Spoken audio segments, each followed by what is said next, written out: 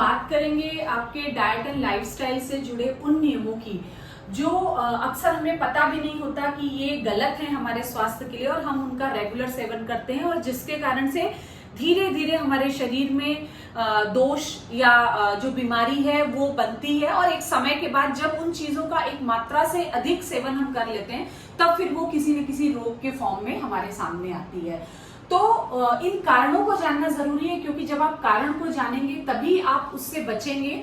और ये कारण आपको जब ट्रीटमेंट हमारे द्वारा एडवाइस किया जाता है तो ट्रीटमेंट तो अपनी जगह है, ट्रीटमेंट एक पार्ट है, दवाइयां एक पार्ट है ट्रीटमेंट का, लेकिन अगर आप अपने डाइट एंड लाइफस्टाइल नहीं चेंज करेंगे तो उन दवाइयों का उतना असर नहीं होगा जितना उनका होना चाहिए। क्योंकि ट्रीटमेंट में सिर्फ दवाइयां अपना रोल प्ले नहीं करती हैं, ट्रीटमेंट जो है वो दवा के अलावा आपका डाइट एंड लाइफस्टाइल, आपका जिसमें हम पथ्य और अपथ्य बताते हैं, वो सेवन करना बहुत जरूरी है। क्योंकि अगर घर में आग लगी है और आप आग के कारण को हटाए बिना सिर्फ वहां पानी अगर डालेंगे तो सिर्फ धुआं ही होगा।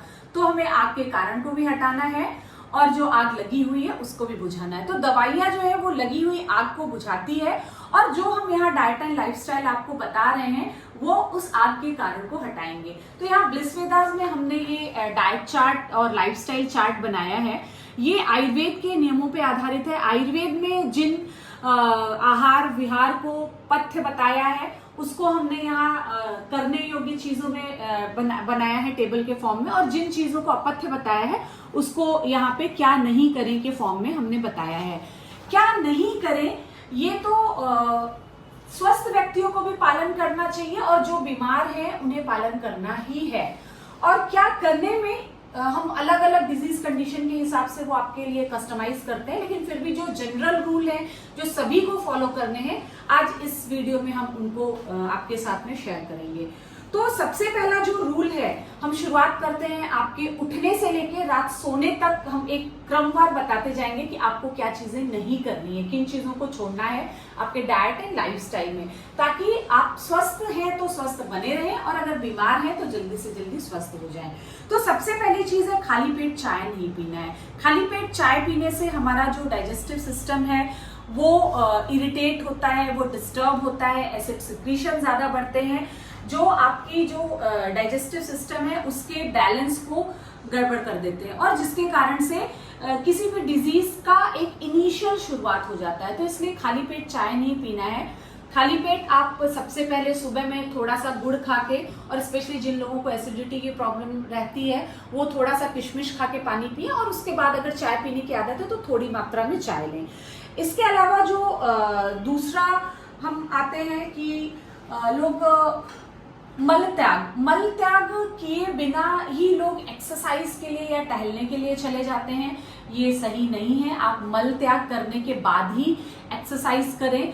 मल त्याग एक निश्चित समय पे करें, एक निश्चित बॉडी की क्लॉक अपनी होती है जिसके हिसाब से, और सूर्योदय के पूर्व नहीं तो 6 o'clock आप एक नियम बनाएं कि 6 o'clock से पहले या मैक्सिमम टू मैक्सिमम 7 o'clock तक आप मल त्याग के लिए जाएं। मल त्याग के बाद ही एक्सरसाइज और प्राणायाम या जो भी आप योगासन कर रहे हैं आप वो करें। एक्सरसाइज के पहले ज्यादा अच्छा है कि आप बॉडी मसाज कर लें, और अगर बॉडी मसाज आप नहीं कर पा रहे हैं कि तेल लगेगा कपड़ों में, तो एक्सरसाइज के बाद जरूर आप बॉडी मसाज करें। इससे ब्लड सर्कुलेशन बॉडी में अच्छा बनता है, और जो शरीर में वात बढ़ती है एक्सरसाइज के बाद वो बैलेंस होती है, और उसके बाद आप नहा लें। तो एक नियम ये जरूर फॉलो करें कि आप स्टूल पास करने के बाद बॉडी मसाज करें, और उसके बाद एक्सरसाइज करें, या एक्सरसाइज करने के बाद ही बॉडी मसाज कर लें और फिर आप स्नान करें। बहुत सारी महिलाएं घर का पहले सारा काम निपटाने के बाद 10-11 बजे स्नान करती हैं, जो आपके लिए सही नहीं है। क्योंकि स्नान करने से हमारी जो डाइजेस्टिव फायर है वो स्टिमुलेट होती है, हमारा डाइजेशन अच्छा रहता है। अगर आप ऑड आवर्स में, मतलब बिना समय के आप स्नान करेंगे, 10-11 बजे स्नान करेंगे, तो आपका जो मेटाबॉलिज्म है वो डिस्टर्ब होगा। तो सुबह में कोशिश करें कि मल त्याग के बाद जो भी एक्सरसाइज हमने बताई है वो करें, और उसके बाद फिर बॉडी ऑयलिंग करके फिर आपको नहाना है। फिर बात करते हैं नाश्ते की। नाश्ते में लोग जल्दी में आजकल रेडी टू जो ईट नाश्ते हैं, लाइक कॉर्नफ्लेक्स आदि लेते हैं। कॉर्नफ्लेक्स हो गया, ओट्स हो गए, जो पैक्ड चीजें हैं वो नाश्ते में ना लें। कोशिश करें कि नाश्ते में ताजा बना हुआ आहार ही लें, भले ही वो रोटी सब्जी ही क्यों ना हो। उससे भी ज्यादा अच्छा ये है कि नाश्ते में आप अनकुक्ड चीजें जैसे भीगा हुआ चना, उसको हल्का सा स्टीम कर लें, और सैलेड्स या फ्रूट्स वगैरह, क्योंकि आपके भोजन का आधा भाग, दिन भर में आप जो भी खा रहे हैं उसका आधा भाग रॉ होना चाहिए। लेकिन आपको ये देखना होगा कि आपका डाइजेशन ठीक है। अगर डाइजेशन सही नहीं है, डाइजेशन पुअर है, तो आप जो कच्ची चीजें जो सलाद के फॉर्म में या जो फलों के फॉर्म में या चने के फॉर्म में जो हमने बताया वो खाएंगे तो आपको एसिडिटी होगी। तो अपनी अग्नि का जरूर टेस्ट करवाएं हमसे या अपने आयुर्वेदिक डॉक्टर से कि आपकी अग्नि कैसी है। उस हिसाब से आपके डॉक्टर आपको नाश्ता एडवाइस करेंगे। लेकिन नाश्ते में पैक्ड चीजें नहीं लेनी है जो फास्ट टू कुक होती हैं। नाश्ते में घर का बना हुआ जो भी नाश्ता है, जो आपकी अग्नि के अनुसार जो आपके डॉक्टर आपको एडवाइस कर रहे हैं, आप वो लीजिए। इसके अलावा कुछ चीजें हैं जो बिल्कुल तो आज के समय में संभव नहीं है कि बिल्कुल मना कर दिया जाए, लेकिन उसका सेवन कम से कम मात्रा में करें। जैसे ब्रेड, कुछ घरों में रेगुलर ब्रेड और बटर नाश्ते में होता है, या हफ्ते में 4 दिन तो होता ही है। ब्रेड हो गया, बिस्किट हो गया, नमकीन, मिठाई, चॉकलेट, मैदे से बनी चीजें, आइसक्रीम, और तो और फ्रिज में रखी हुई चीजें। लोग हफ्ते भर की सब्जियां एक दिन में ही खरीद के फ्रिज में रख देते हैं, या सुबह की बनी सब्जी रात में खाई, रात की बनी सब्जी सुबह खाई। महिलाएं स्पेशली ये काम करती हैं क्योंकि खाने की बर्बादी रोकती हैं। आप उस खाने की बर्बादी को तो रोक रहे हैं, लेकिन अपना शरीर उस चक्कर में बर्बाद कर रहे हैं, क्योंकि बासी खाना जो भी है वो आपके शरीर में, आपकी जो बॉडी टिश्यूज हैं उनको लंबे समय में तक अगर आपने यूज किया तो वो बीमारी का कारण हो सकते हैं। आपकी रक्त धातु जो है, आपके बॉडी के जो टिश्यू हैं, उसमें ये बीमारी पैदा कर सकते हैं। इसलिए बासी चीजें नहीं लेना। और ये सब ब्रेड, बिस्किट, मतलब जितनी भी पैक्ड चीजें, ये सब बासी भोजन की कैटेगरी में आती है। तो पैक्ड चीजें बिल्कुल नहीं बंद कर सकते, तो उनका सेवन कम से कम करें। अगर आपको कोई डिजीज है या आपका डाइजेशन लो है, मेटाबॉलिक प्रॉब्लम है, तो आपको दही का सेवन नहीं करना है, जैसा हम आपको एडवाइस करेंगे। या अपने डॉक्टर से पूछ लें कि आपको दही लेना है या नहीं लेना है। स्पेशली बारिश के सीजन में और शरद ऋतु, जो दिवाली के पहले वाला जो सीजन होता है, उसमें दही का सेवन नहीं करना है। ग्रीष्म ऋतु, वर्षा ऋतु और शरद ऋतु में दही का सेवन आयुर्वेद के अनुसार विरुद्ध बताया गया है। तो अपने डॉक्टर से जरूर पूछने के बाद ही दही का सेवन करें। ठंडा या बासी खाना, हमेशा ताजा खाना ही खाना चाहिए जो हमारे डाइजेशन को इम्प्रूव करता है।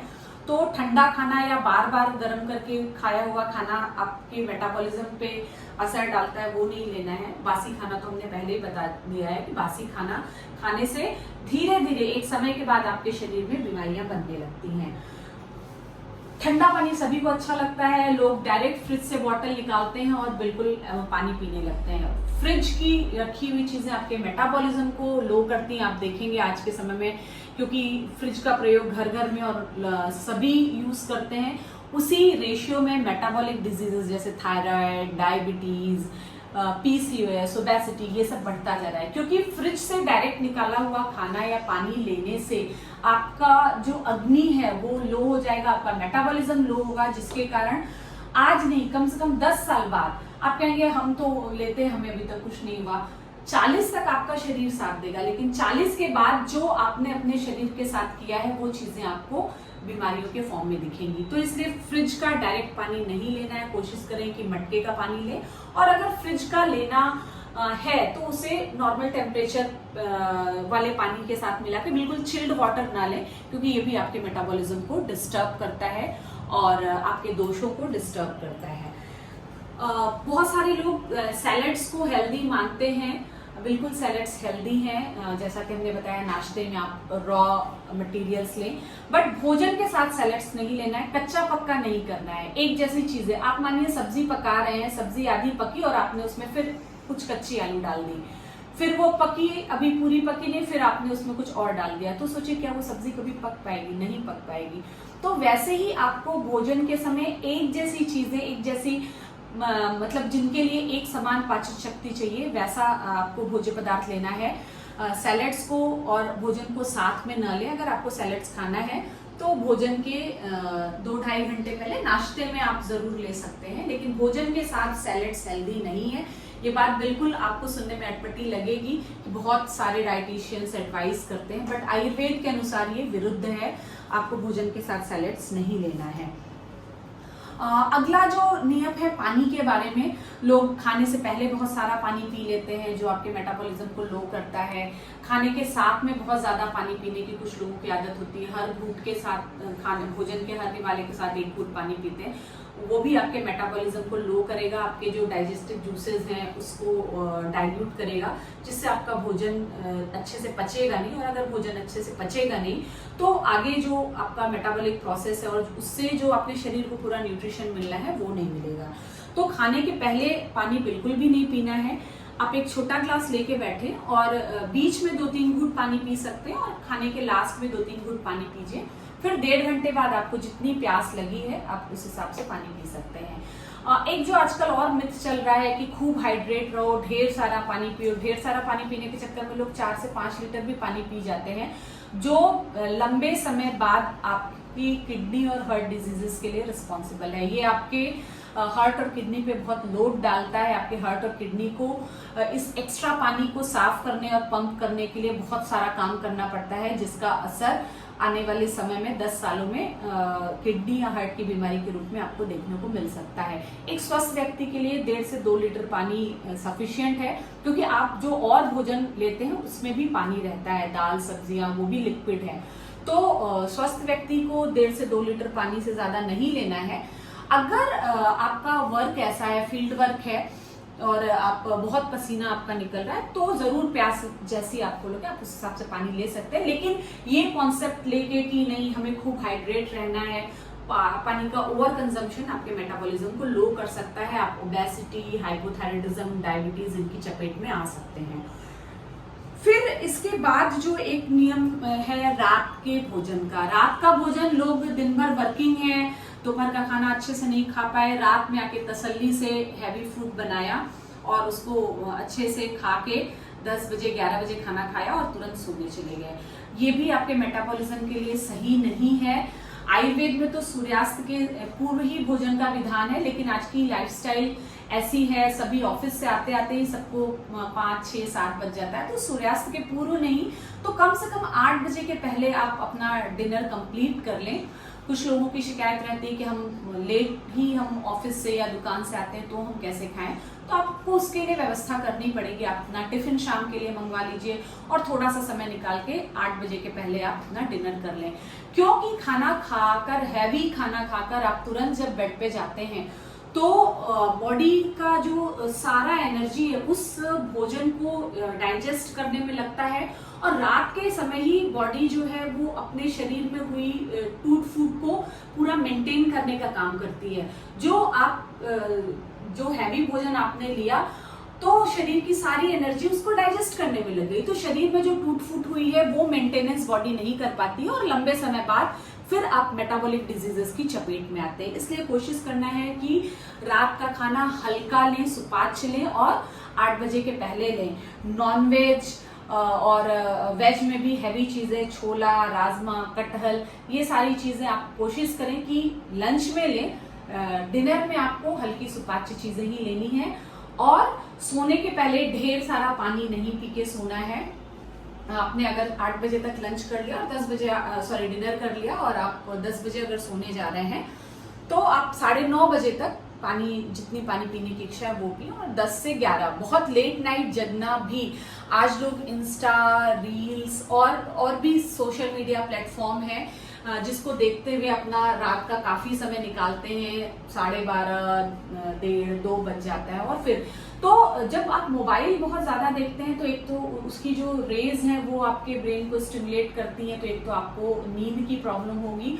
दूसरा, आयुर्वेद में कहा गया कि बहुत लेट नाइट जगने से भी आपके शरीर में वात दोष और पित्त दोष की वृद्धि होती है, जो इन फ्यूचर आपको वात और पित्त से होने वाले डिजीजेस जैसे आप तुरंत ही फील करेंगे कि आपको इंडाइजेशन, एसिडिटी, बॉडी एक, नींद नहीं आना, इरिटेट रहना, ये सारी चीजें तो वात और पित्त बढ़ने से आपको तुरंत अगले दिन समझ में आएंगी। लेकिन लॉन्ग टर्म में आपको हेयर फॉल की प्रॉब्लम हो सकती है, आपका डाइजेशन डिस्टर्ब हो सकता है, आपको कॉन्स्टिपेशन की प्रॉब्लम हो सकती है, और ये सारी चीजें भविष्य में सारी ही बीमारियों की जड़ हैं। तो आपको अपनी लाइफस्टाइल में इन सारी चीजों को अवॉइड करना है अगर आप अपनी लाइफ को, अपने शरीर को हेल्दी बनाए रखना चाहते हैं। और अगर आप बीमार हैं तो जल्दी स्वस्थ होना चाहते हैं तो भी आप इन चीजों का पालन करें। ये आयुर्वेद में बताए हुए नियम है। तो अगर आपको ये वीडियो अच्छा लगा तो आप अपने जानने वालों के साथ शेयर करें जिनकी आप केयर करते हैं। और अगर आपको अपने डाइट एंड लाइफस्टाइल से रिलेटेड कोई क्वेरी है कि मैं कोई ऐसा काम जो आप रेगुलर कर रहे हैं या कोई ऐसी चीज जो आप रेगुलर खा रहे हैं उसके बारे में कोई डाउट है कि क्या ये मेरे लिए सही है या गलत है, आप उसके लिए हमें कमेंट सेक्शन में कमेंट करके पूछ सकते हैं। और ज्यादा जानकारी आपको अब क्या करना है, ये तो बात हुई कि क्या नहीं करना है, बाकी क्या ऐसी चीजें हैं जो हम स्वस्थ रहने के लिए फॉलो कर सकते हैं, उसके लिए हमारा नेक्स्ट इसी सीरीज का वीडियो देखें कि स्वास्थ्य मेंटेन करने के लिए हम क्या करें, या आयुर्वेद में आहार विहार के नियम स्वास्थ्य के लिए। तो नेक्स्ट वीडियो आप जरूर देखें। And thanks for watching our video. Call your health Alexa at 894-8888-894 for more queries. Thank you.